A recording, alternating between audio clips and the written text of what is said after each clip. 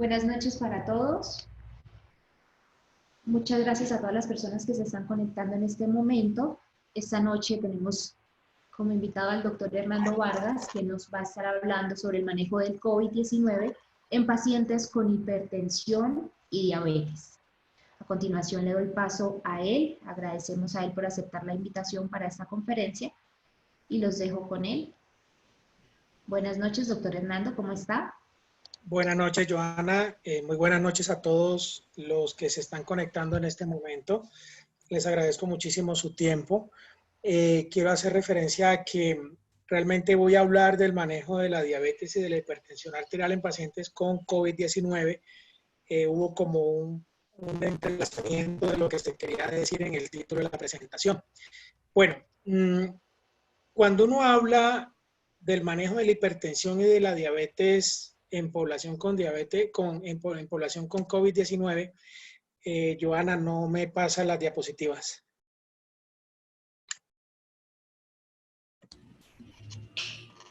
¿Estás compartiendo pantalla?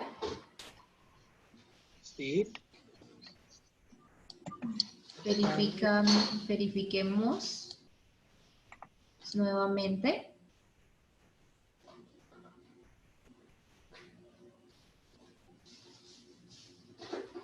A ver.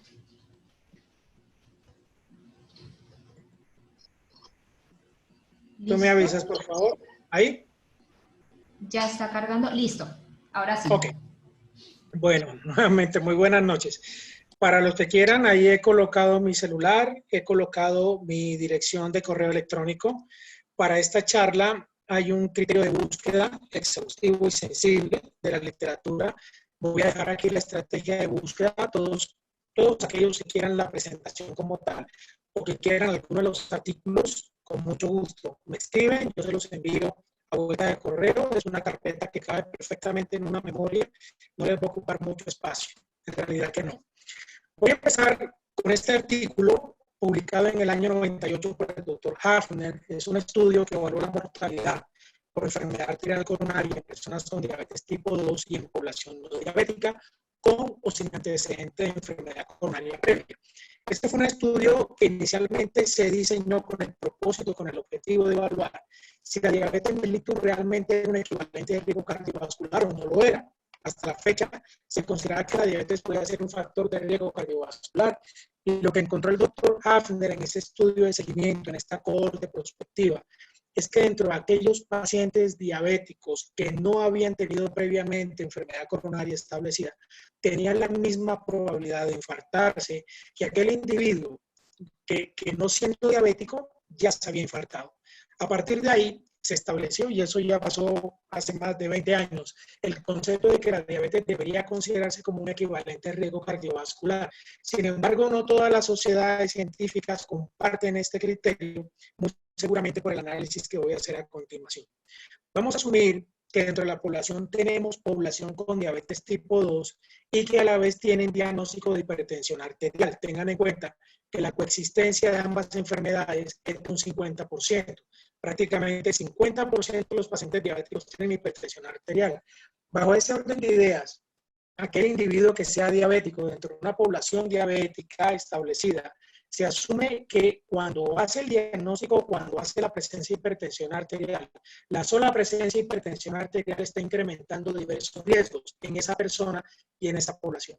Incrementa el 72% el riesgo de muerte por toda causa, 57% el riesgo de cualquier evento cardiovascular en esa población, 30% el riesgo atribuible poblacional de mortalidad por toda causa y una cuarta parte del riesgo de eventos cardiovasculares a partir de hipertensión arterial.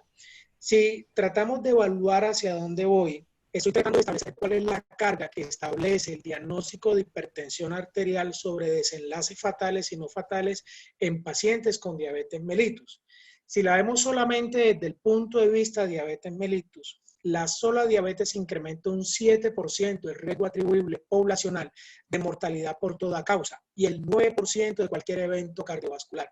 Lo anterior indica que aunque la diabetes se asocia con un incremento en el riesgo de muerte y de eventos cardiovasculares, la mayor parte de este exceso de riesgo se atribuye a la coexistencia de hipertensión arterial. Por eso algunos dicen de que no se debe establecer la diabetes como un equivalente riesgo, sino como un factor de riesgo, porque si uno fuera capaz de colocar ambos diagnósticos dentro de una balanza, seguramente se va a incrementar mucho más el riesgo por la sola presencia de hipertensión arterial. Eso indica que la presencia de hipertensión arterial es responsable de un incremento en un 720% para esos eventos en la población con diabetes. De ahí que cuando se establecen las diferentes guías de manejo de hipertensión arterial en la población con diabetes mellitus, en la diapositiva están las 28 asociaciones a nivel mundial, producen o publican artículos relacionados con el cuidado estándar de la presión arterial en esos pacientes con diabetes mellitus. Todos coinciden en el aspecto de que se debe llevar una meta al paciente, pero casi todos también discrepan en cuál debe ser esa meta. La mayoría acepta unos puntos de corte de presión sistólica menor de 130 y diastólica menor de 80. Sin embargo, no todos coinciden con ese tipo de valores. La respuesta está en lo siguiente. Uno esperaría de que, siendo tan prevalente la diabetes y siendo tan prevalente la hipertensión en el paciente diabético, abunden estudios al respecto que evalúen ese efecto de reducir el nivel de presión arterial en población con diabetes, y realmente son solamente 3 estudios. El UKPDS 38, el estudio HOT y el estudio ACCORD.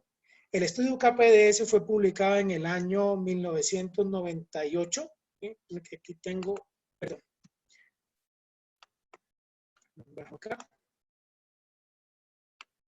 En el año 98, y fue un ensayo clínico aleatorizado que comparó el control estricto de la presión arterial a través de un umbral de manejo por debajo de 150-85 a través del tratamiento con captopril o con atenolol versus un control menos estricto, llevando esa meta de presión arterial a un valor por debajo de 180-105. A lo largo del tiempo, la proporción de pacientes que presentaban cualquier desenlace clínico, fatal o no fatal, relacionado con diabetes, se redujo en un 24% en la población que llevó las metas de presión arterial a un valor por debajo de 150-85. Esa reducción de riesgo fue significativa y fue el primer estudio de gran escala que nos demostró que llevar al paciente una meta de control de presión arterial más estricta respecto a un control menos estricto realmente modificaba los desenlaces fatales y no fatales en la población con diabetes e hipertensión arterial. Posteriormente, aparece el estudio HOT.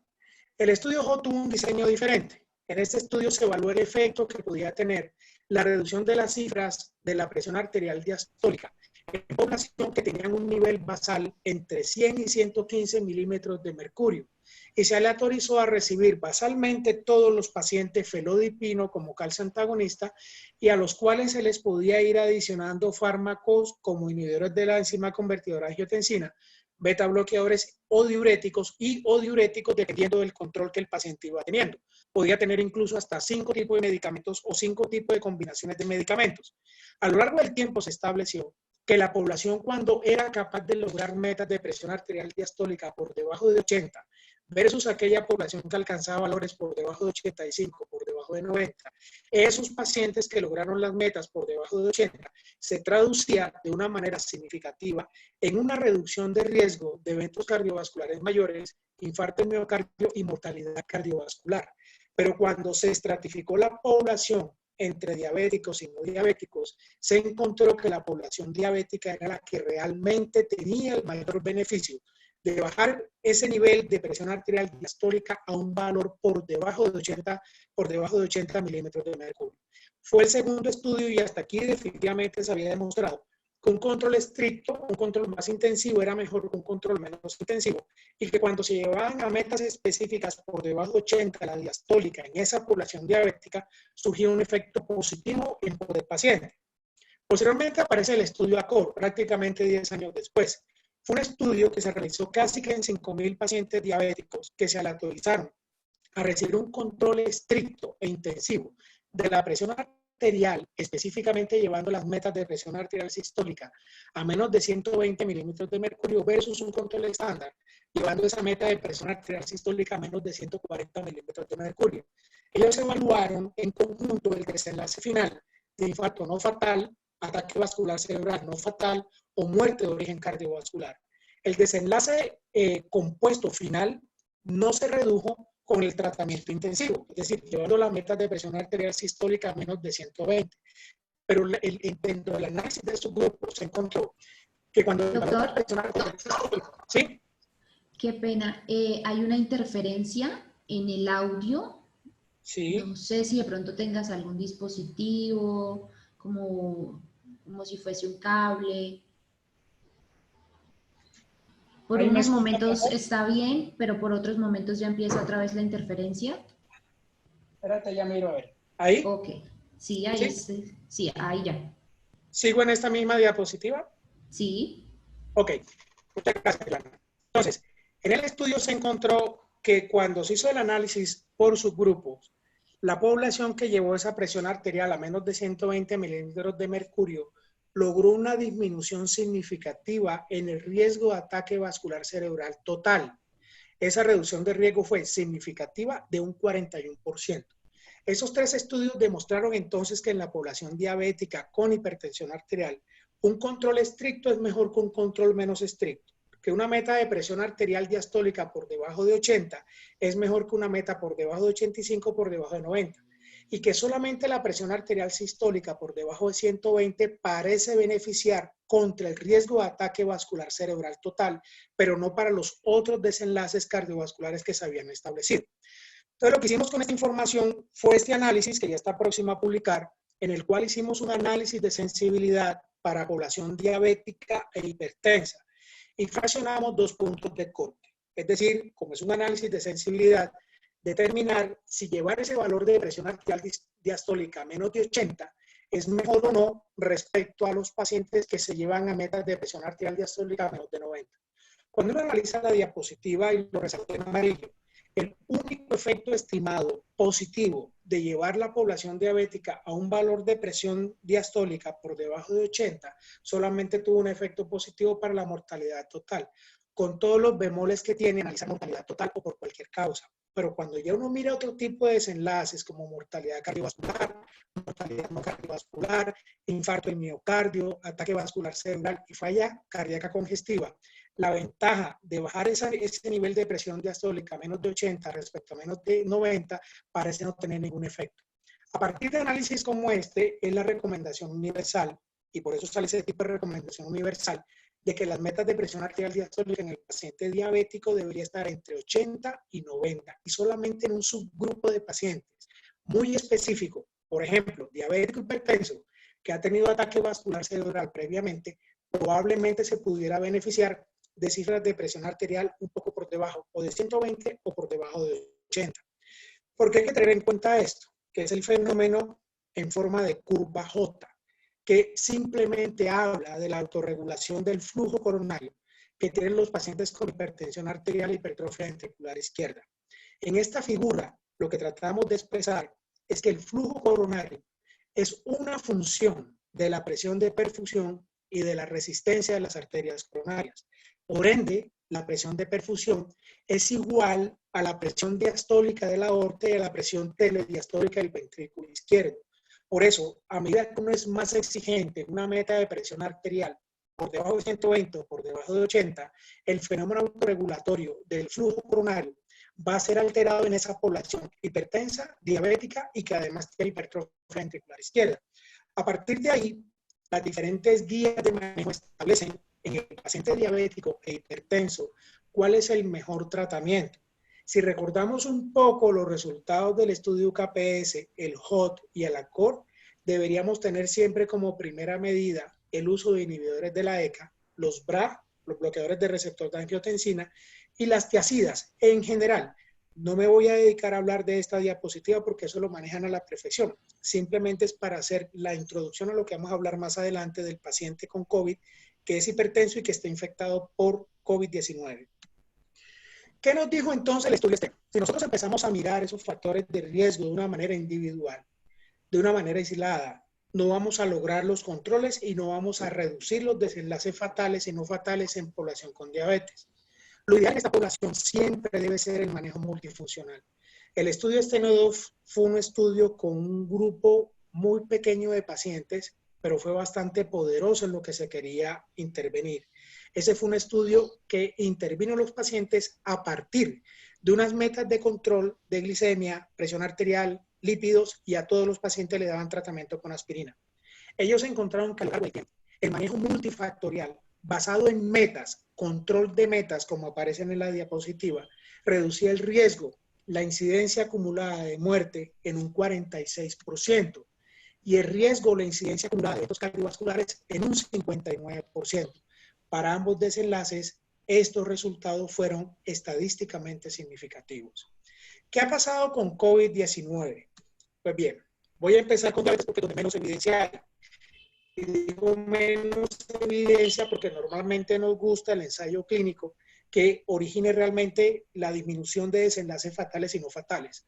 Las guías establecidas este año 2020 por la Asociación Americana de Diabetes no ha cambiado. Hay que tener en cuenta que el SARS-CoV-2 tiene entre nosotros 4 meses y 1 semana y hay muchos aspectos que todavía no tenemos respuesta en la forma del diagnóstico, la forma del tratamiento y el abordaje de pacientes complejos, específicamente los pacientes de medicina interna. En términos de tratamiento, actualmente no hay una guía que establezca que los pacientes diabéticos que están infectados por SARS-CoV-2 a través de su enfermedad COVID-19 necesiten algún tipo de manejo diferente o diferencial de la población diabética, que también es que de la población no diabética que también se infecta por COVID-19. La información es abundante. Casi todos los estudios se basan en esto. Son perspectivas, revisiones narrativas, estudios básicamente de revisión. Y básicamente lo que estamos es aprendiendo del virus desde el punto de vista diabetes. ¿En dónde coinciden cada uno de estos aspectos? Coinciden en lo siguiente. La diabetes, por definición, es un estado inflamatorio de bajo grado. Es un estado inflamatorio de bajo grado con una disminución de la respuesta inmune innata hacia diversos gérmenes, hacia diversos patógenos, específicamente los virus, que tienen una característica de ingreso a partir de diversas mucosas, mucosa oral, mucosa nasal, etc. Bajo esta característica, los pacientes diabéticos todos, al sufrir de una inflamación de bajo grado, tienen una capacidad alterada en la actividad de respuesta de macrófagos, de linfocitos NK, en la producción de citoquinas, la presentación de antígenos. Y en esta característica, el SARS-CoV-2 no es la excepción. Eso implica que la población con diabetes va a tener el mismo riesgo de infectarse y la misma probabilidad de complicarse por este virus respiratorio como se ha presentado con otro tipo de virus, como el H1N1, como el SARS-CoV, como el MERS, que también son coronavirus. Doctor, qué pena lo interrumpo. ¿Sí? No sé si de pronto usamos los audífonos porque la interferencia está siguiendo. Tan raro. Espérate a ver si me escuchas con audífonos. Llega por un momento, pero se va y vuelve a llegar y se vuelve a ir. ¿Me escuchas ahí? Se oye con bastante ¿Aló? interferencia, ¿sí? ¿Aló? ¿Me escuchas ahí? Sí, sí. Voy a continuar ahí. Ok. Bueno, ¿en dónde existe actualmente la gran discrepancia entre diabetes, hipertensión y COVID-19? Básicamente en este concepto. Cuando uno revisa el sistema de renina-angiotensina, que a lo largo del tiempo nosotros como médicos lo hemos leído prácticamente a diario y a diario lo enfrentamos y lo afrontamos. Básicamente la renina permite que la angiotensinógeno se convierta en angiotensina 1. Y a través de un sistema enzimático, las enzimas convertidoras de angiotensina convierte esa angiotensina 1 en angiotensina 2. La angiotensina 2 tiene dos probabilidades de unión. Una probabilidad a partir del receptor tipo 1 o a través del receptor tipo 2. El problema es que la respuesta y el efecto mediado por estos receptores es totalmente aparte y discrepa. Eso indica que si la angiotensina 2 se une a su receptor tipo 1, la respuesta que origina la unión a ese receptor es la presencia de vasoconstricción, inflamación, fibrosis y alteración del balance de oxidorreducción. Si se une al receptor tipo 2, origina lo contrario, vasodilatación, un efecto antiinflamatorio, antifibrótico, etcétera, etcétera. Por ende, la respuesta mediada por los receptores de angiotensina está mediado realmente por la angiotensina 2. Es la enzima o la molécula cinético limitante de la respuesta mediada por los receptores de angiotensina 2. ¿Qué pasa con esto? Tanto la angiotensina 1 como la angiotensina 2 también están bajo la influencia de la enzima convertidora de angiotensina tipo 2, que es un tipo de receptor. Ya voy a hablar un poco más de eso. Cuando la angiotensina 2 y la angiotensina 1 en presencia de la enzima convertidora tipo 2 es capaz de producir también angiotensina en su forma de heptapéptido, es decir, angiotensina 1,7. Y esa angiotensina 1,7 es capaz también de unirse al receptor más. Por ende, cuando uno ve la cascada del sistema renina-angiotensina-aldosterona, tiene que hablar de dos grandes vías. Aquella vía que está principalmente mediada por enzima convertidora de angiotensina tipo 1, angiotensina 2 y el receptor tipo 1 angiotensina 2. Esa es la primera vía, vía metabólica. La segunda vía está mediada por la enzima convertidora de angiotensina tipo 2, la angiotensina 1,7 y los receptores más. En condiciones normales, una persona sana, lo que más se considera y lo que realmente debería existir en condiciones ideales es que la AC2 esté sobreexpresada. Ante una sobreexpresión o una expresión positiva de AC2, se inhibe la fibrosis endomiocárdica, se disminuye la hipertrofia ventricular izquierda y se mejora la capacidad de fracción de eyección. Por ende, la sobreexpresión de AC2 en personas sanas es totalmente benéfico.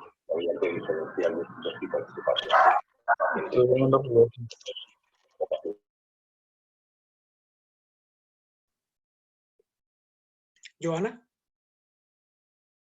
¿Me escuchas? ¿Me Sí, escuchas? es que entró alguien a hablar ahí, sí. Sí, ya. Creo que la interferencia se da cuando te mueves bastante, como que te alejas del micrófono. No. Pues ya. Sigo a ver. Listo. ¿Iba a pasar esta diapositiva? ¿Vamos bien? Sí.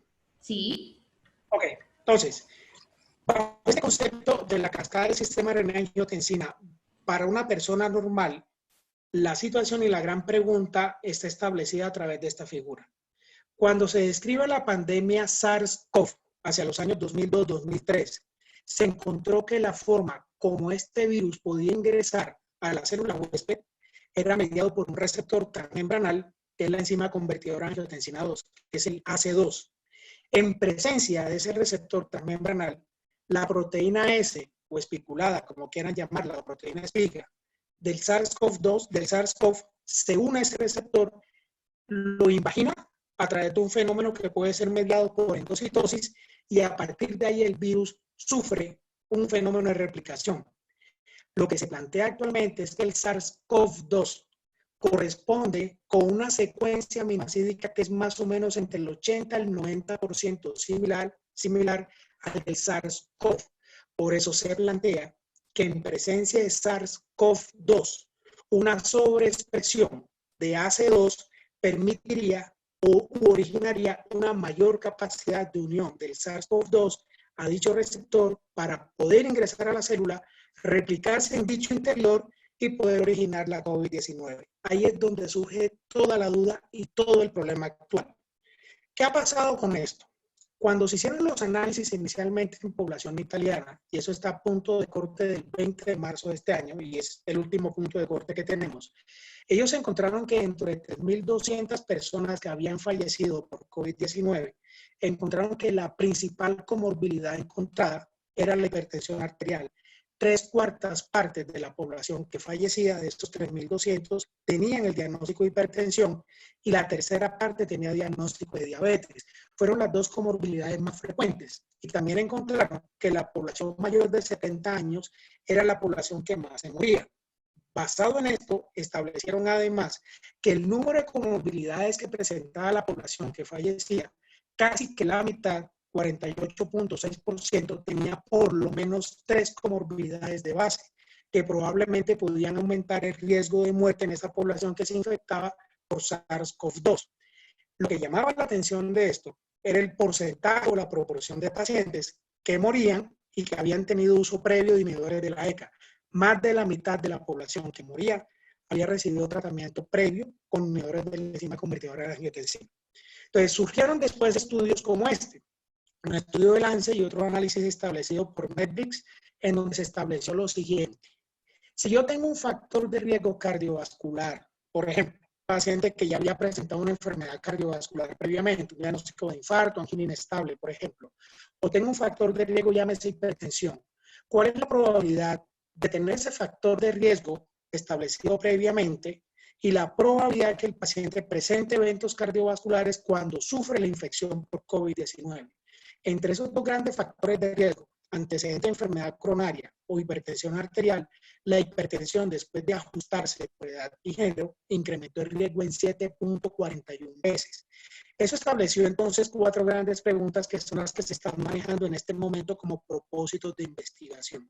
Las preguntas son, primero, ¿son estas comorbilidades factores de confusión simplemente porque realmente la población que más se moría era la población de más edad, y a mayor edad, mayor hipertensión, mayor diabetes?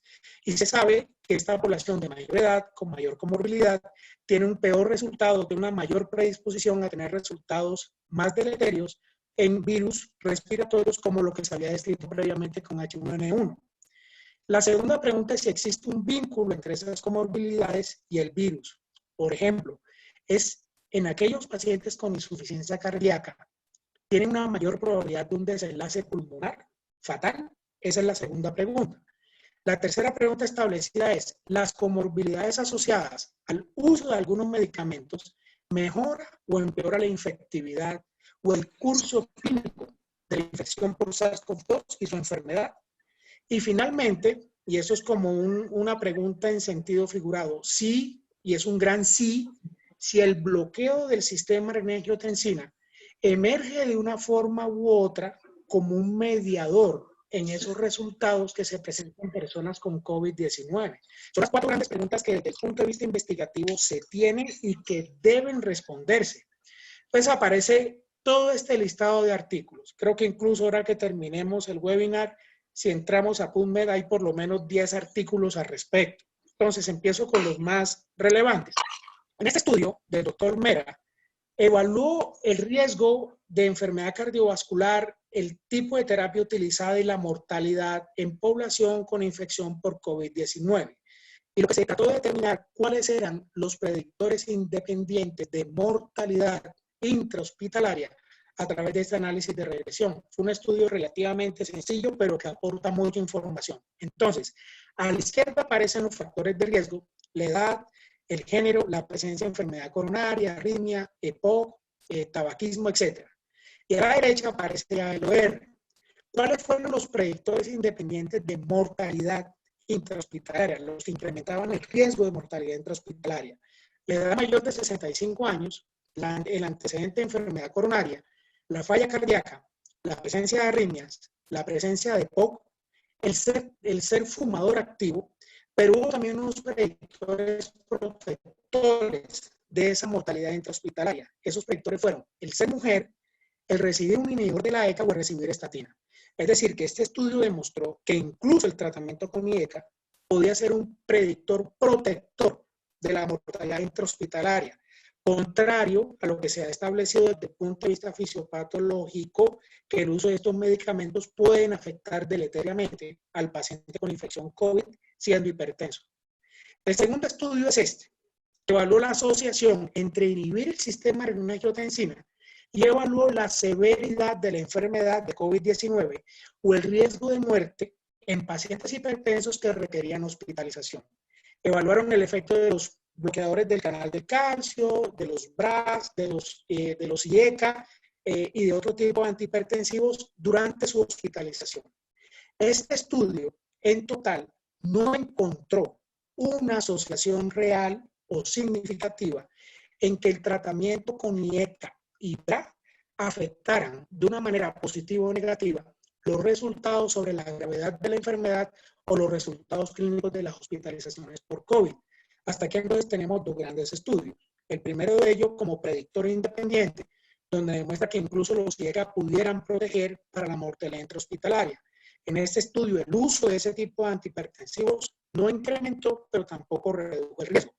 Y luego aparece este estudio, un estudio muy reciente, el 1 de mayo. En ese estudio se evalúa el bloqueo del sistema de angiotensina-aldosterona y el riesgo de COVID-19, específicamente hablando de las manifestaciones de la enfermedad, en aquellos pacientes que tienen enfermedad leve moderada o aquella población que tiene enfermedad crítica o fatal.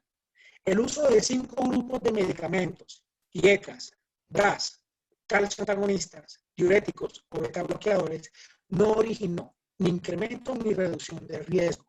Hablando como un OR ajustado, si uno mira cada una de las cajas, uno puede decir que ante un riesgo establecido, y es la forma correcta de interpretarlo, que ante un riesgo establecido de presentar COVID-19 o presentar severidad de la enfermedad o muerte, o riesgo de muerte por la enfermedad, el uso de IECA o el uso de BRATS no altera ni modifica ni positiva ni negativamente los resultados de desenlaces fatales en la población que tiene COVID-19.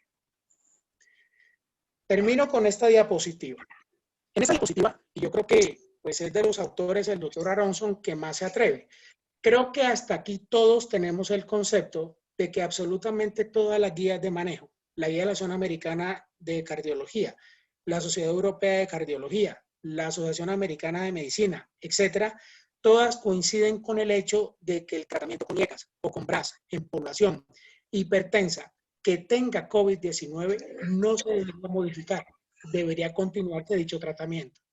Pero en la propuesta del doctor Aronson se dice lo siguiente, hay 2 grandes escenarios, me parece muy prudente este abordaje, y es un abordaje basado en un aspecto fisiopatológico y clínico.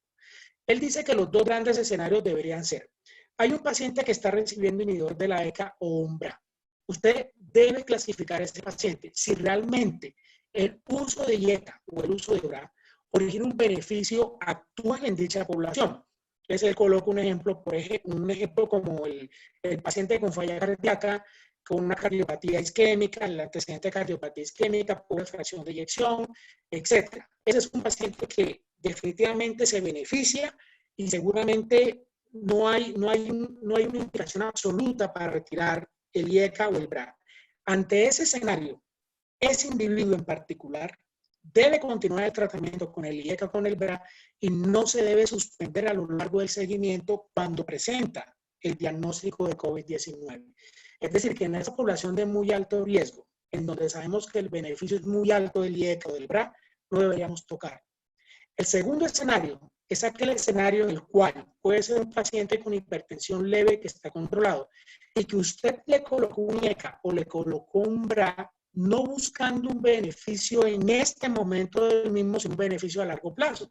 Por ejemplo, un individuo de 45 años con obesidad, una hipertensión leve que se controló con un IECA o con cualquier BRA. No tiene otro tipo de factor de riesgo. Probablemente, si usted le empezó ese IECA o ese BRA a ese paciente, no era para lograr o para buscar un objetivo terapéutico de la molécula o del fármaco, del grupo terapéutico, para reducir riesgo cardiovascular o riesgo de efectos renales. O si lo está buscando a largo plazo, no en el corto plazo.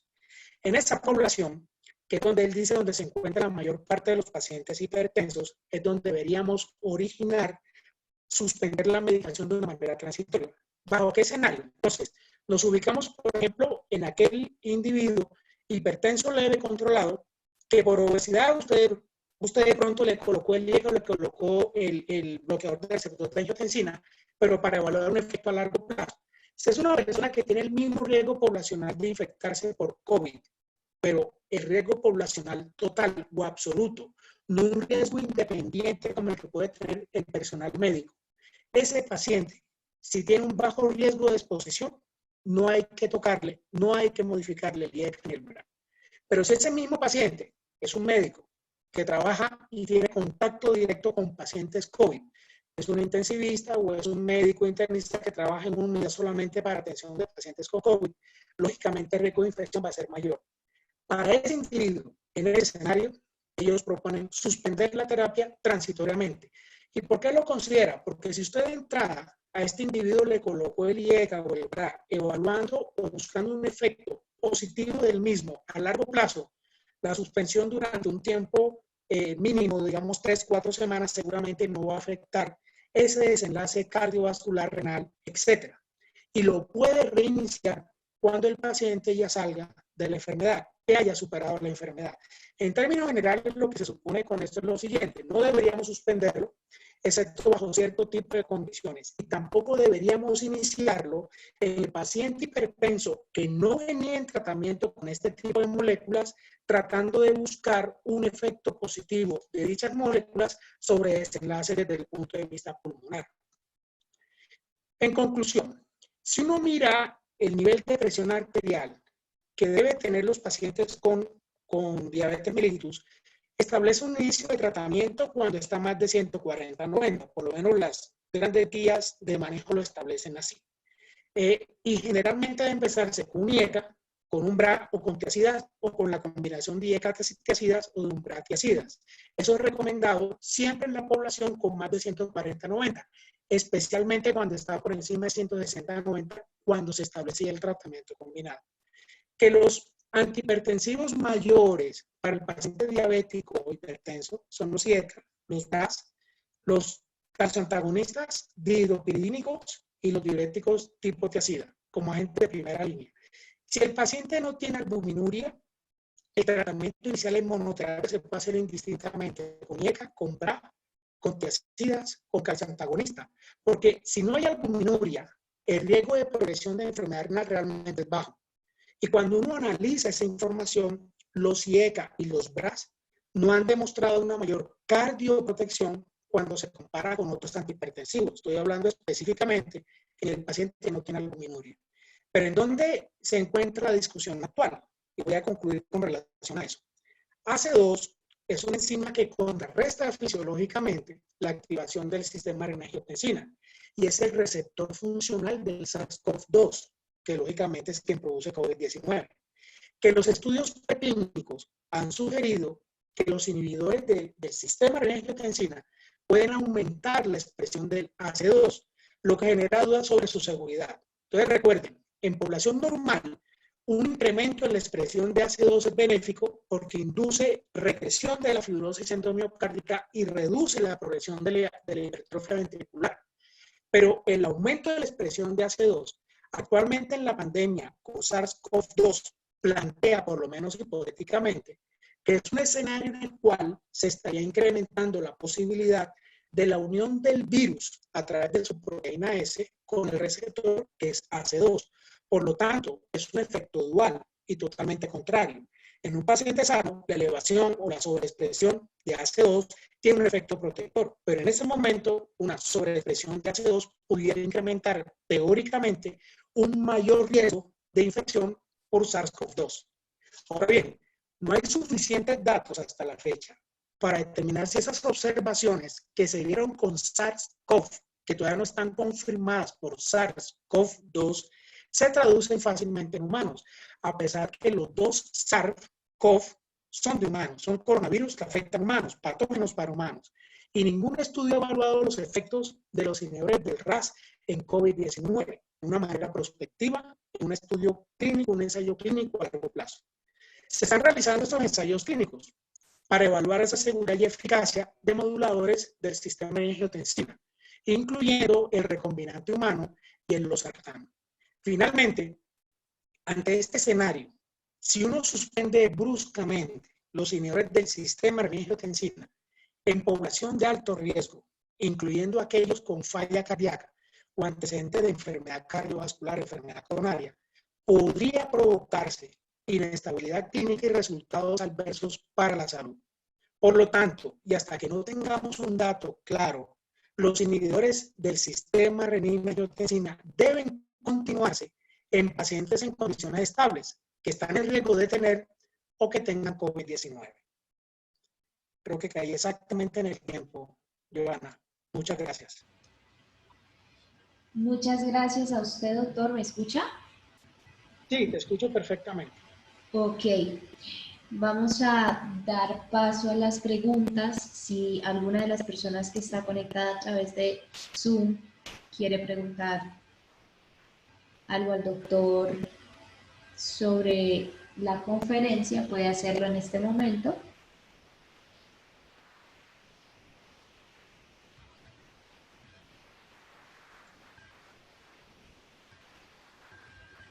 Se generó en varias ocasiones el tema de la interferencia, pero quién sabe por qué sería.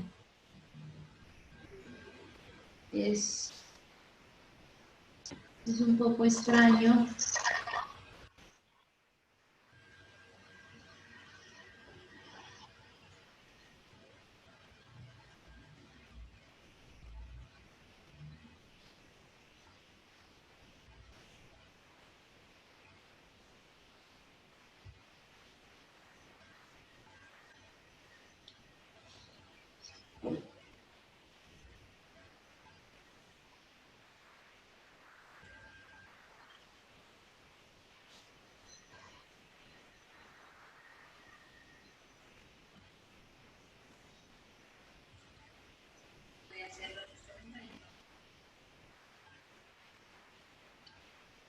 Doctor, ¿me escucha?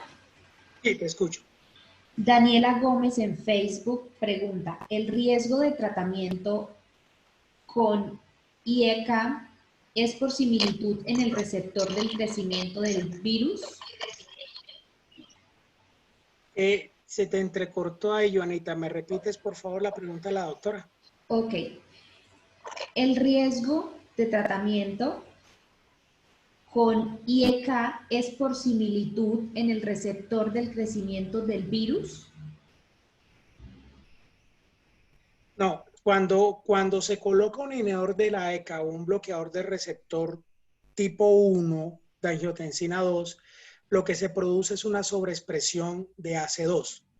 Si se incrementa la producción de AC2 en pacientes que son hipertensos, pero que no tienen en este momento riesgo de infección, digamos que no existe COVID-19, el efecto benéfico de los IECA o de los BRA realmente puede surgir a partir de esa vía metabólica.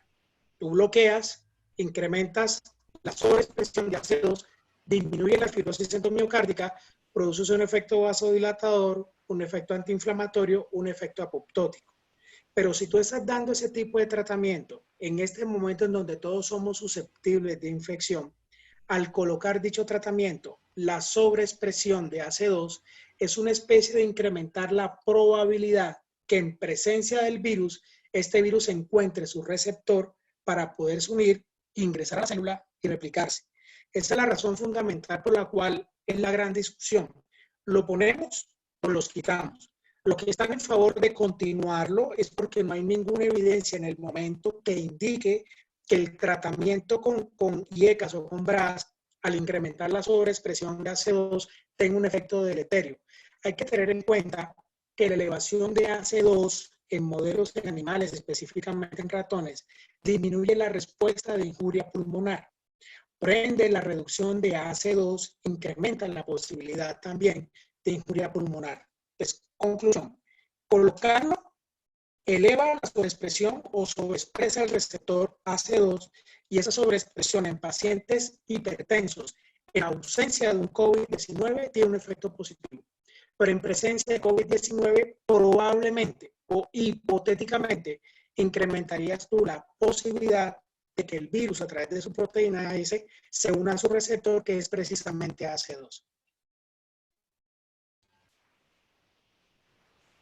Carlos Palacio pregunta, quisiera saber si hay modificación en las metas glucémicas en pacientes diabéticos en UCI con neumonía grave por COVID-19.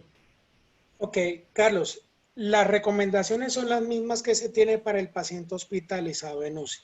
Entonces, cuando tú miras los resultados del estudio NICE-SUGAR, que fue el último gran estudio de pacientes hospitalizados en sala médica, en sala quirúrgica, etcétera, y cuando empiezas a mirar todos los resultados de los estudios de la doctora Rita Vandenberg, tú encuentras de que definitivamente el punto de corte para empezar tratamiento con insulina parece que se sitúa alrededor de 180 miligramos por decilitro en adelante. que esa población que tiene valores entre 140 y 180 probablemente no se beneficie del tratamiento con insulina para ese caso en particular que estás poniendo, que es una neumonía grave. Y definitivamente si el paciente tiene menos de 140, tratar de llevarlo a un valor de 80 a 110, como demostraron los estudios iniciales de Vandenberg, realmente no tiene ninguna indicación actualmente. Conclusión. El manejo del paciente en unidad de cuidado intensivo, el paciente crítico que está con neumonía grave por COVID o por sobreinfección con COVID, esa población debe manejarse de manera estándar. El control glicémico sigue siendo el mismo. Valores por encima de 180 y especialmente por encima de 200, no hay ninguna discusión que debes colocarle tratamiento con insulinoterapia. Si está entre 140 a 180, 140 a 200, probablemente le das un compás de espera. Si el paciente persiste hiperglicémico, debes colocarle tratamiento con insulina. Y si está por debajo de 140, no debes darle tratamiento con insulinoterapia. El manejo en este tipo de paciente siempre es el tratamiento con insulinoterapia a partir de goteo. Hay más de 12 protocolos descritos, todos son con goteos, no con protocolos o con estudios basados con esquemas móviles de insulina. En esa población siempre tiene que ser goteo de insulina.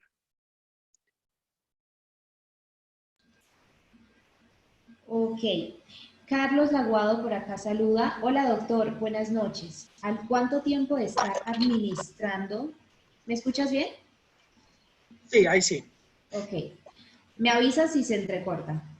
Bien. ¿Al cuánto tiempo de estar administrando los IECA o ARA2 se aumenta la sobreexpresión del EK2 y al cuánto tiempo de retirar estos fármacos se quita el efecto? Depende, excelente pregunta, Carlos. La sobreexpresión de AC2 es inmediata. Los estudios en animales demuestran que en un lapso de 3-4 horas ya hay una sobreexpresión de AC2. Y la disminución de esa sobreexpresión depende de la vida media del medicamento. Entonces, por ejemplo, estás colocando un IECA cualquiera que sea, cualquier PRIL.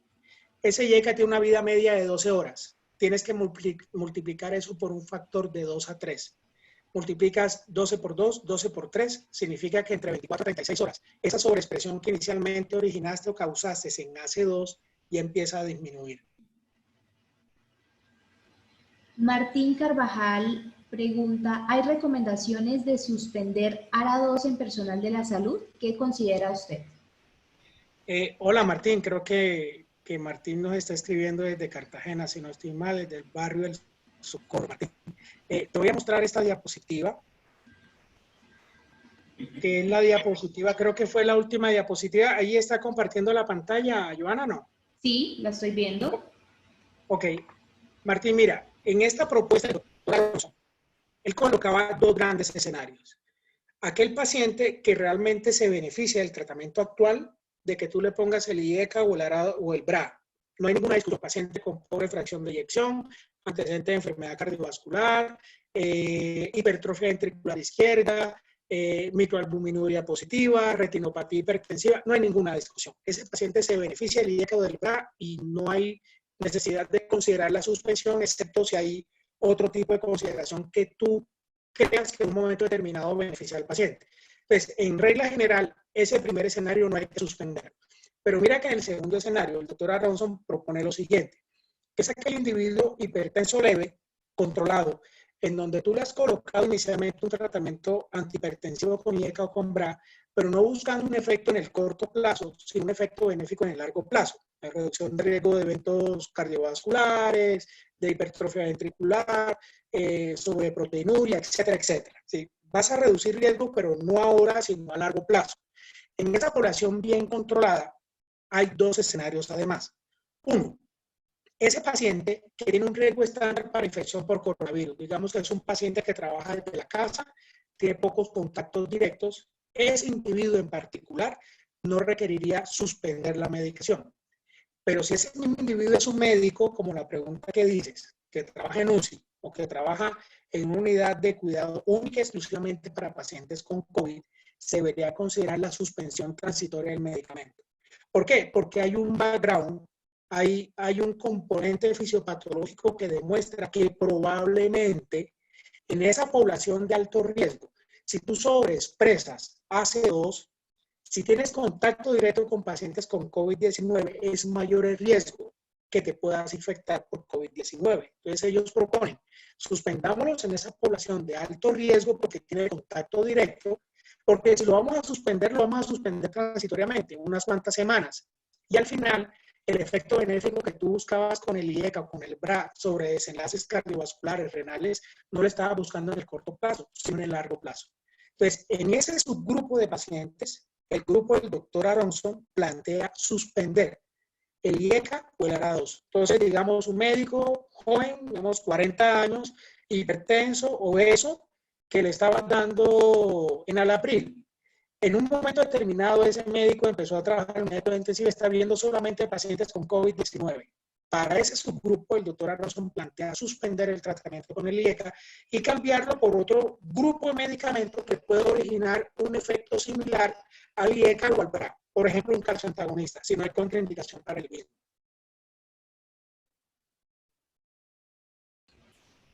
Doctor Andrés, también acá por Zoom, pregunta. ¿Sí?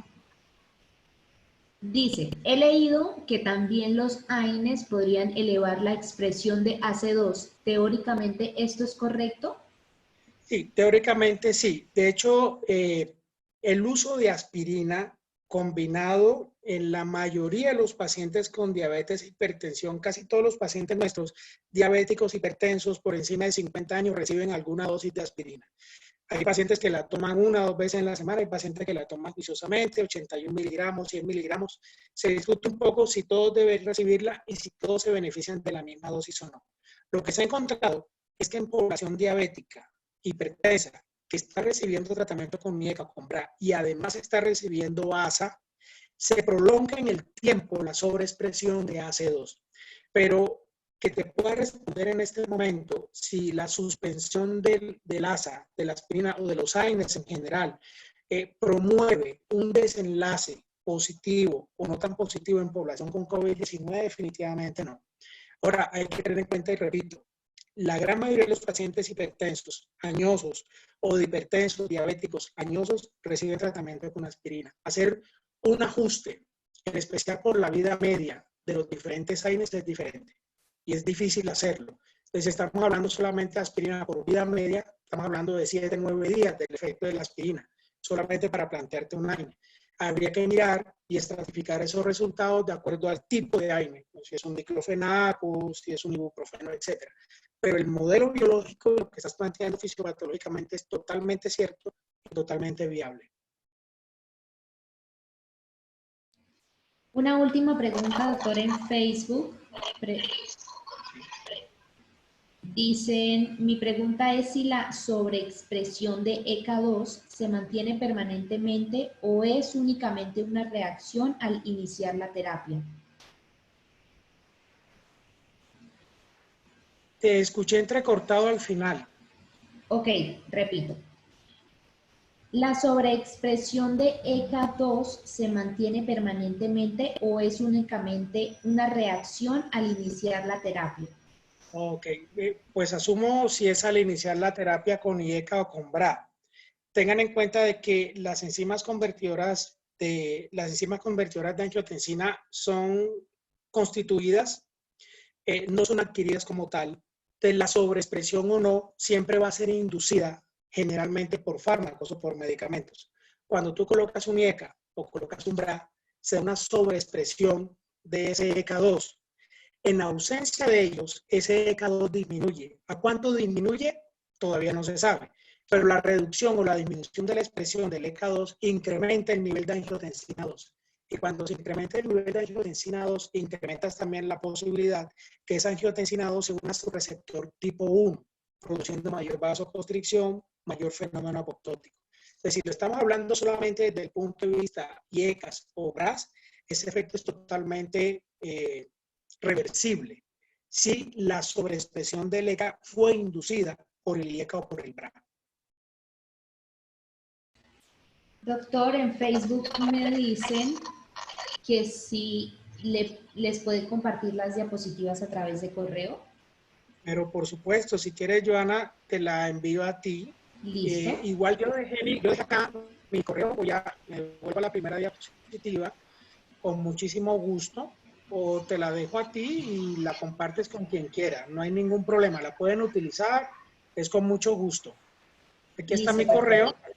y ahí está mi celular. Igual, si alguien quiere que se le envíe al WhatsApp, me escribe, yo ya me mando la presentación y se las envío, sin ningún problema. Listo, doctor, muchísimas gracias. Damos por finalizada esta conferencia.